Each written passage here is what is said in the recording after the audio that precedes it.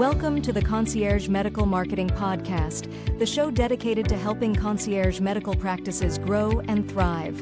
Hosted by Schwarz, a digital marketing expert with over 25 years of experience and a passion for improving American healthcare by helping concierge medical physicians succeed.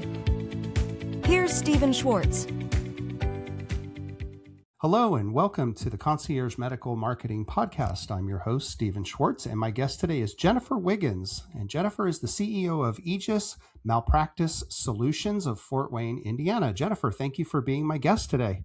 Happy to be here. Thanks for having me. Truly, my pleasure.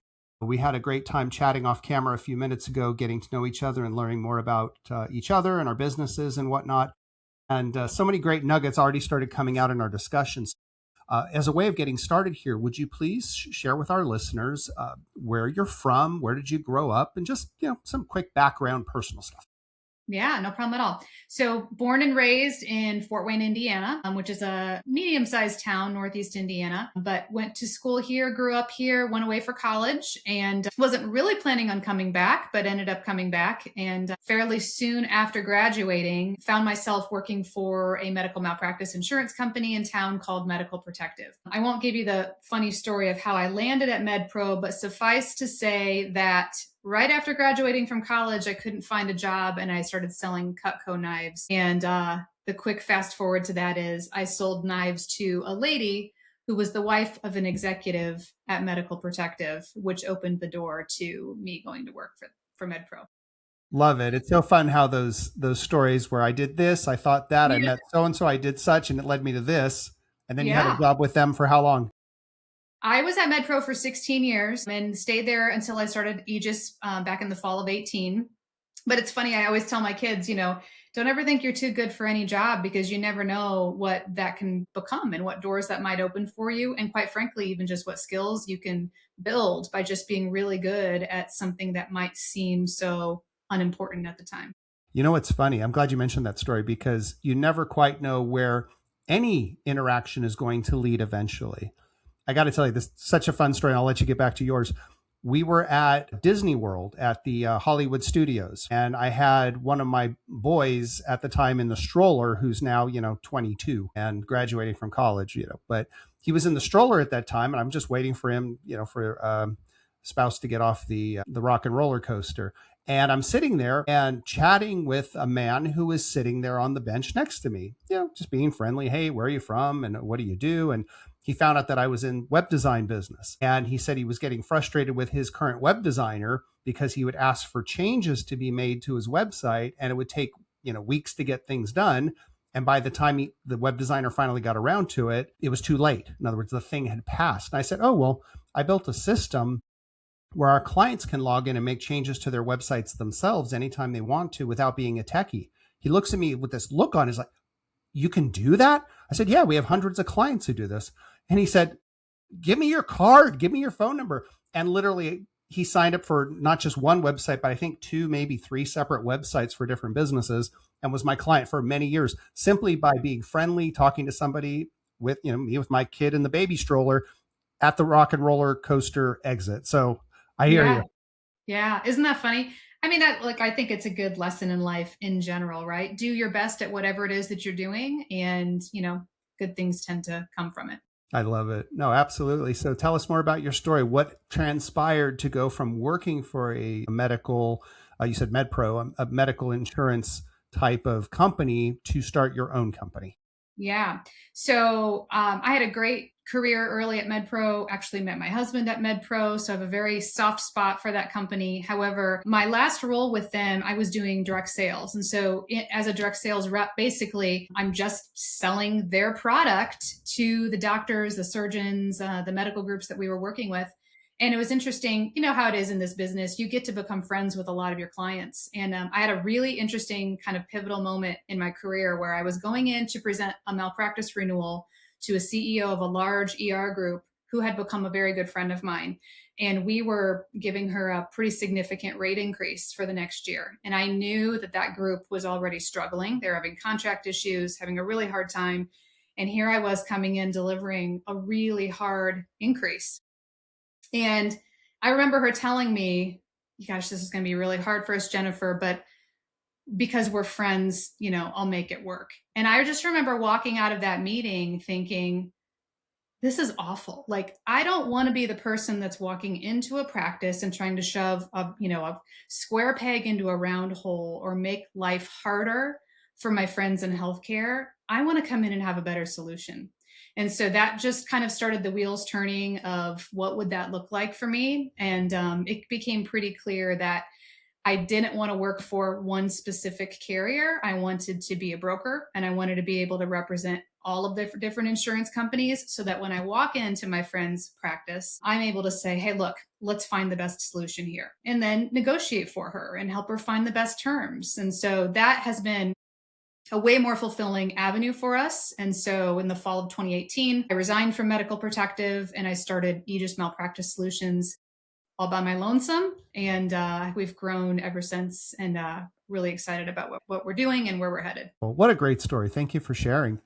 Yeah. All right. So let's get into a little bit more about the different types of medical malpractice insurances, categories of them. Just give us kind of an overview, especially if someone's listening to this podcast who is considering opening their own concierge practice or direct primary care practice or some other type of membership medical practice. What major things would you advise them to either look for or to ask about?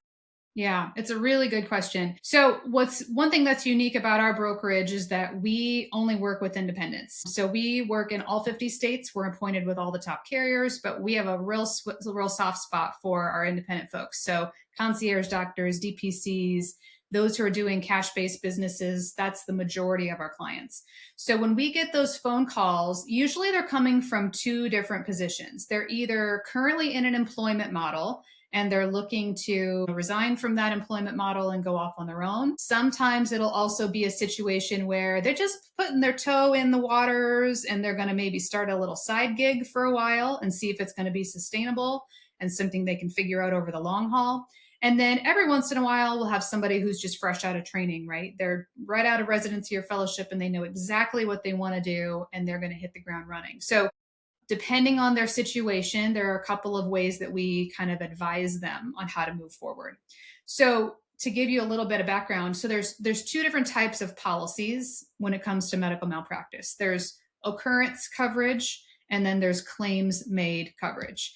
And I will tell you, this is the number one question that we get from healthcare providers. There's a lot of misinformation and confusion around the different types of insurance. Because let's be honest, doctors don't get a lot of training on business aspects when they go through school. I'm sure the same thing for you. They don't get a lot of training on web design and marketing.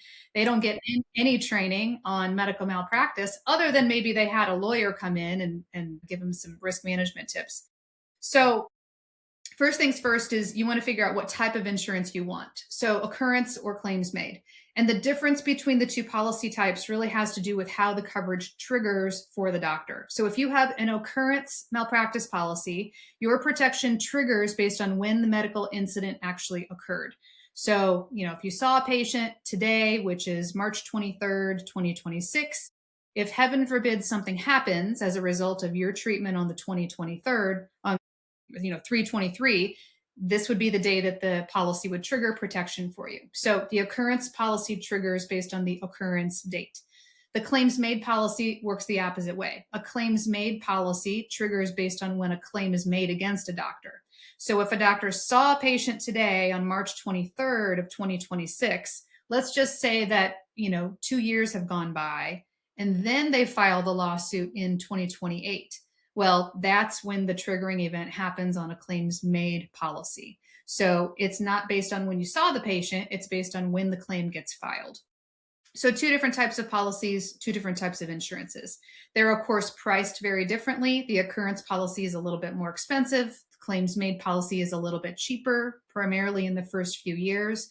But the big issue, and this is what we deal with a lot with providers who are leaving an employer or considering making a change in their coverage, claims made policies have something called tail insurance, which is really problematic for a lot of doctors. And so what tail insurance is when you're finished with your claims made policy and you cancel the insurance because you're no longer working for that employer or you're moving to a new location, in order for you to have protection into the future, in case anybody else still sues you later on. Because remember, this is the policy that triggers based on when the claim gets filed. So you could still have someone sue you a year or two after you've left. You have to purchase a tail. And the tail starts on the day that you cancel the policy. And then it protects you into the future in case anyone else still brings a lawsuit later on for the work that you did while that coverage was active. So when we're talking to folks who are getting into concierge medicine, maybe they're moonlighting, having a side gig, one of the main things we're talking to them about is tell me about the current insurance that you have. Because if you're working for an employer and you're on a claims made policy today, you need to figure out what does that look like when you transition away. So are you going to have to buy a tail? Are they going to buy a tail for you? Do we have an option to just carry that policy forward for you so that you can just maintain coverage on your own? So those are the types of things that we often will talk to folks about, particularly in the early conversations of coverage, to figure out what do they have currently, and then what do we need to be doing going forward to help them transition to not only continue covering them for all the fun, exciting things they're going to do in the future, but we want to still cover their behind in case, heaven forbid, something ever gets filed for all of the work that they did before. So the thing that came to my mind when you're explaining this is when a practitioner wants to retire, let's say December 31st, they said, we're done, doors are closed, or sold the business to somebody else or whatever. How long does someone need to carry tail insurance to cover their backside in case somebody pops up 2 years later, 3 years later? I mean, how long could this go before there's some sort of statute of limitation? Yeah, that's a good question. And there is a statute of limitations, but let me explain how this works. So normally when somebody buys a tail, the carriers typically issue what's called an unlimited tail. So it starts on the day that the policy cancels, and then it extends the protection indefinitely into the future. It never expires. So as long as you haven't blown through all your limits and you haven't used up all your coverage, that tail never ends. It's available forevermore. But people always ask exactly what you just said, where they'll say, well, don't worry, I'm in a state with only a 2-year statute of limitations, and it's already been 2 years, so I'm not worried about any more lawsuits coming in. Which I hear you, but there are a couple of exceptions that make that issue problematic for doctors. So 2 problems with the statute of limitations. Number 1 is the date of discovery rule. So technically a patient has until the day they discover that there's been malpractice before the statute of limitations clock starts ticking. So if it's a misbreast breast cancer diagnosis, or it's an issue where something was implanted and we didn't find out about it for a couple of years because it didn't start to cause issues for quite a while, they have from the date of discovery plus 2 years, 3 years, 5 years, whatever the statute is in your state, to still technically file a lawsuit against a provider. That's issue number 1. Second issue is pediatric patients. So if you're seeing anybody who's a minor, so if you're a pediatrician, you're an OBGYN, you're a family medicine doctor, you're seeing any kind of peds patients at all, they have until the age of majority plus the statute of limitations to file a lawsuit. Either them or their parent can still sue you all of that time later. So what is definition of age of majority? Is that 18, 21, 18, something else? Typically, in most states, it's age 18. So if you've got pediatric exposure, you've got a pretty long-tailed risk to still be aware of. And so when you go to buy your tail, you can buy that unlimited tail, which again is typically unlimited, never expires, or you can buy limited tails, which means I only want tail insurance for 5 years. Or I only want tail for 2 years or 3 years. Now, it is cheaper if you do the limited tail options, but what we have found is the price differential between like a 5-year tail and an unlimited tail is like 5 to 10% difference. It's not that much more for never having to worry about it. Peace of mind, right? The peace of mind facts. Sure. Yeah. So, I mean, we'll sell them a limited tail if they want. I am very clear in explaining what the potential risks are with that, but we always give them multiple options, and pretty much everyone still buys the unlimited option. So here's a crazy question. Let's say there's a husband, wife who own a medical practice, and the husband, let's say, is the concierge doctor. The wife is the office manager, business operations person, and they decide to sell the business, and they do on December 31st, they transfer over to somebody else, and they have the tail insurance. Well, what happens if at some point the doctor, who was the husband practitioner, passes away, let's say a year after selling the business? Will the tail insurance help also cover the wife who was part owner of that business? Good question. So it depends how the policy was structured. So I'll answer it two different ways. Number one, tail insurance will cover their estate. So if somebody still tries to come after the estate of Dr. So-and-so, that tail will still protect their interests even after they've passed away. But secondly, most of the time when you're buying malpractice insurance, you're not just buying it for you, the person, you're buying it for your business. So let's just say it was ABC Concierge Medicine was the name of their business. And then the doctor was, Dr. Smith. You had a policy for Dr. Smith, and then you should also have had a policy for ABC. So when those policies canceled, you got a tail for the doctor and you got a tail for the business. So in terms of protecting the wife's interest, that would most likely fall underneath the corporate malpractice policy or the business malpractice policy. So that tail would cover her. His tail would cover him. All right. Is there any easy ballpark price range that people could expect for, an unlimited tail to cover a practice? Mm-hmm. What does this even cost? I know the prices must certainly range depending on what comes in the policy, but can you give some general ballparks? Sure. So tail insurance is typically a pretty standard formula, and that is a factor of the mature premium. So in most carriers, the factor is 2 times, or sometimes it's 1.5 times the mature premium. So let's just say that a doctor is paying $5,000 a year for their malpractice coverage. If you buy a tail and it's an unlimited tail, safe to say you should budget about $10,000 to buy the tail.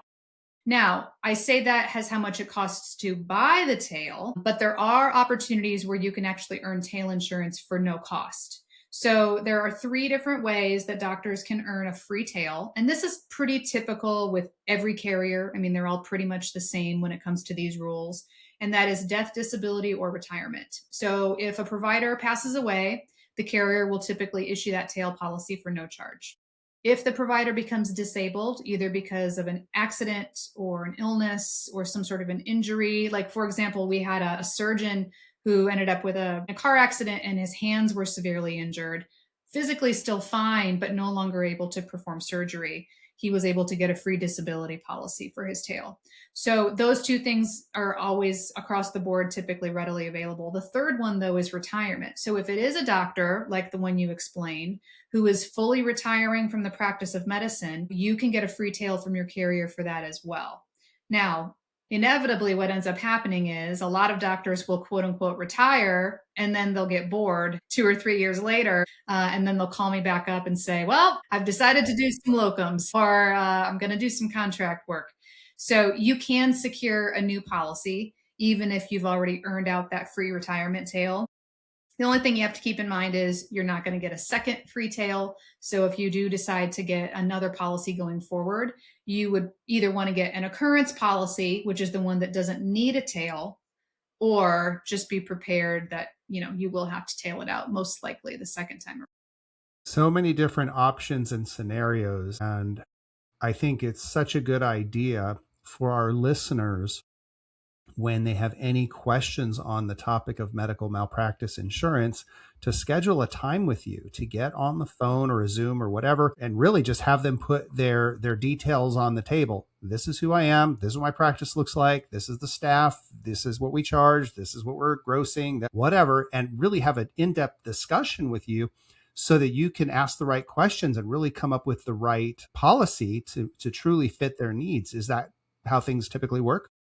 Yeah, it is typically how things work. And we have a pretty easy onboarding way to do that on our website. You can schedule what we call a discovery call, which is just 10 minutes where I ask you all these questions so I can get familiar with your policy. And then what we then do is we go to market and we shop the entire thing. So we'll take Dr. ABC's practice details and we will go get quotes from all of the top carriers. And then we'll put all of those quotes together in what we call a quote comparison. And in this document, we're laying all of the carriers by them, side by side on the document. Yes, we are looking at the premium differences, but beyond that, we're looking at the more important things to me, which is what do they cover and what do they not cover? Or what significant features and benefits does this carrier offer that maybe this carrier doesn't offer? Or how experienced is carrier A in your specialty or in your state versus maybe a different carrier who doesn't do a lot of work here? So those are the kinds of things that we look at, and we then have a follow-up phone call where we walk through that document with our clients, and then they pick the carrier they're most interested in, and then we wrap up the application and get them proof of coverage. How long does this whole process typically take from when they schedule their time with you until they have a policy that's bound and good to go? Yep. So we typically can have all of the quotes turned around. That quote comparison I was telling you about usually takes about 7 to 10 business days for me to get, herd all the cats and get all the quotes and get everything that I need to fill out that form. So typically the quotes get delivered within 7 to 10 days. Then we'll have a call with our client and review the options. And it typically can get bound just a few days after that. I mean, I'm going to say 2 weeks is probably a pretty good estimate of time to get that done, assuming the doctor's prompt in getting us what we need. But that's a pretty good rule of thumb. I do usually tell people, though, don't wait until 2 weeks before you need coverage to call me. It's always better to do it early, so that way you can have your proof of insurance in hand. So you've got, the peace of mind of knowing that the policy is ready to go and it'll turn on the day that you've designated. So you can actually bind a policy up to 90 days before you even need it to start. So you can go ahead and lock it in, have your proof of coverage, but you don't even have to start paying for it or do anything until that start date. But then it's one more thing off your back. You can continue working on your website or doing everything else that you want to do to build your practice, and the malpractice is taken care of. I love it. There's so many different folks I talk to who are in the process of designing their new practice and getting all of their I's dotted, T's crossed and whatnot in order to open up on the first day. In fact, one of my clients is opening his new concierge practice today. Is his first day in Houston, Texas, after being a hospitalist for over 10 years in the Houston area. And so, we started working on his website a while back and getting started the digital marketing, all these different things to lead up to today. And I would love to be able to refer our listeners and other folks that I talk to over to you, Jennifer, so that you can really take the time and work with them and find the exact best choice policy that's available to them for their unique specific needs. Mm-hmm. Yeah, that'd be great. We'd love to help them. Perfect. You know your business so well. What question should I have asked you in this interview that I haven't asked that you maybe would like to share with our listeners to help them with their decision on malpractice insurance? Sure. Well, I think the only other thing that comes to mind is just something I think, particularly if you're in that DPC concierge space, is that a lot of malpractice carriers now have discounted rates for DPC concierge doctors. Because what we're finding is, and I've known this for quite a while, I'm excited that the carriers are getting on board, is that they have lower claims. They don't get sued as often because DPC and concierge providers are spending more time with each patient.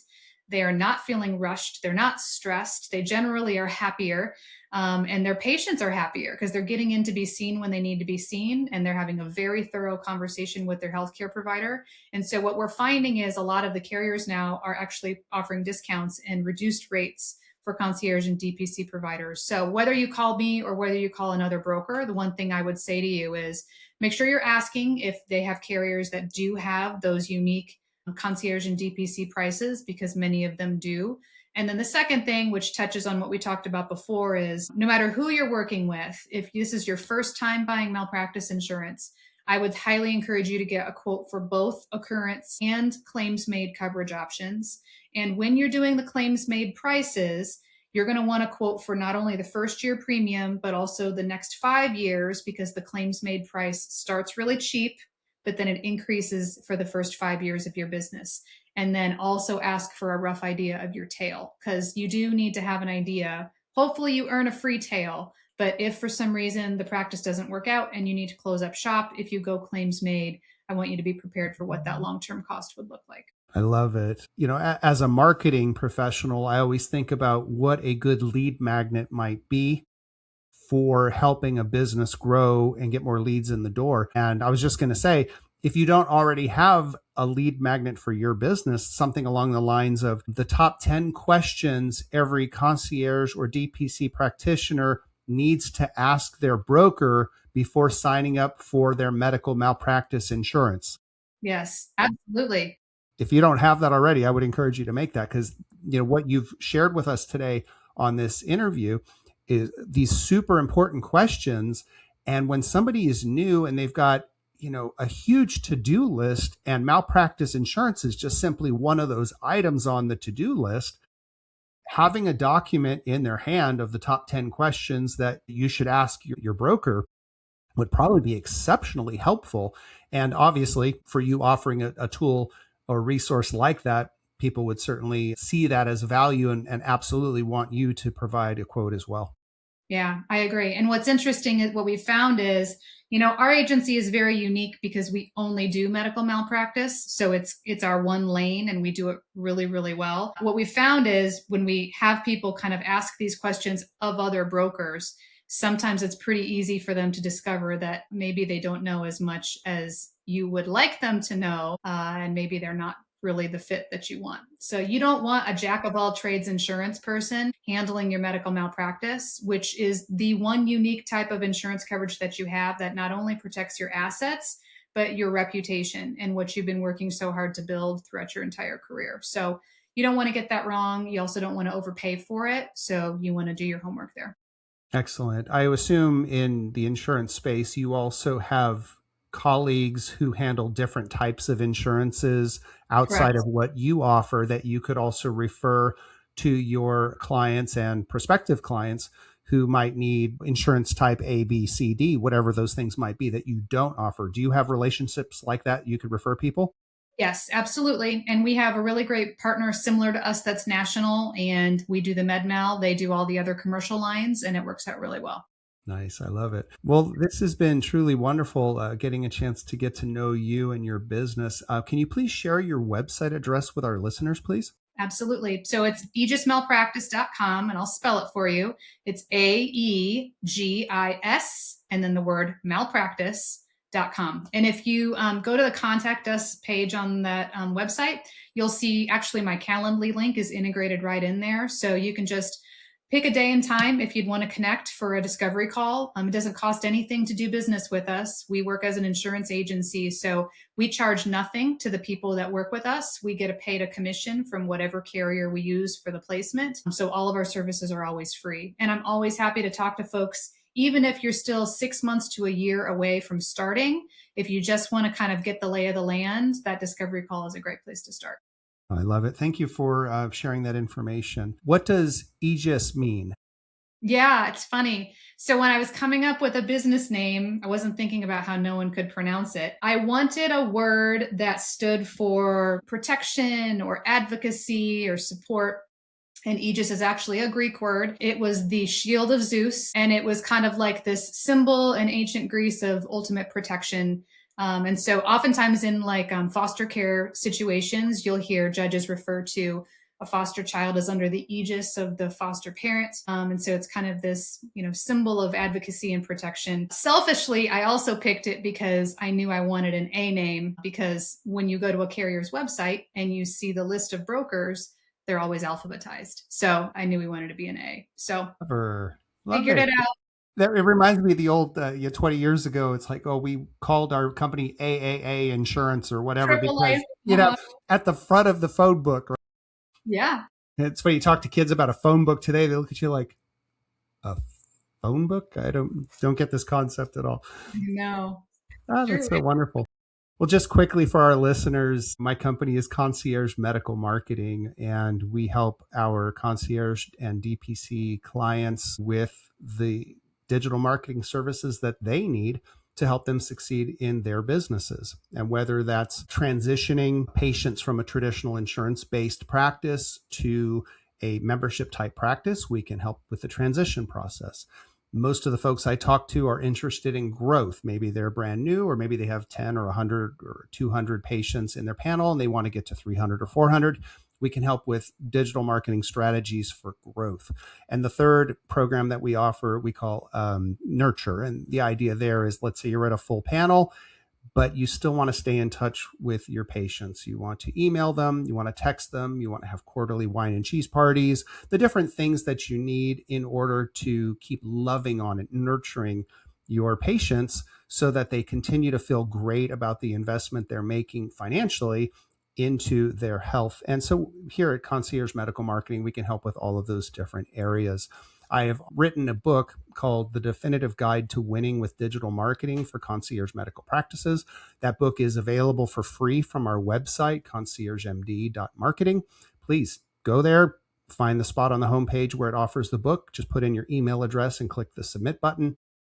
And from there, our system will automatically send you a link where you can download and view the PDF of that book. Also, I've launched a brand new resources website, stevenschwarz.info. stevenschwarz.info. And that website has tons of free resources like case studies that we've done helping concierge practices save over $4,000 a month on their Google ad spend, in the process getting them more than double the number of leads for their practice. Different AI tools that I've created. There's so many cool resources there at stevenschwarz.info. So please help yourself, go there and take what's helpful to you. And if there's anything you need help with, please fill out a request to meet with me on my website. In fact, you can go to cmmkg.com/schedule. And that is similar to the Calendly, where you can pick a time that works on my calendar, that works on your calendar, and we'll have a 30-minute discussion and see what we can do to help you out. Okay. Jennifer Wiggins, CEO of Aegis Malpractice Solutions. Jennifer, it's been truly a pleasure having you on our podcast today. Thank you. I wish you all the very best for continued success in your business and helping protect our medical practitioners so that they can do what they do best, which is taking care of people. Thank you again for being my guest today. Happy to be here. Thank you. Wonderful. Folks, this has been the Concierge Medical Marketing Podcast. I'm your host, Stephen Schwartz. Thank you for being here. Please like, share, subscribe, forward the link to a friend if they can have some value. But we're here to help you grow and succeed in your practice. Please keep checking back for new podcasts. Follow us on LinkedIn and all those cool places. And we'll talk to you soon, everybody. See you on the next episode. Thank you for tuning in to the Concierge Medical Marketing Podcast. Please subscribe and leave a review wherever you listen to podcasts, and stay connected with us on social media. To speak with Stephen Schwartz about growing your concierge medical practice, give him a call at 772-304-2420 or visit our website at conciergemd.marketing. We will see you next time.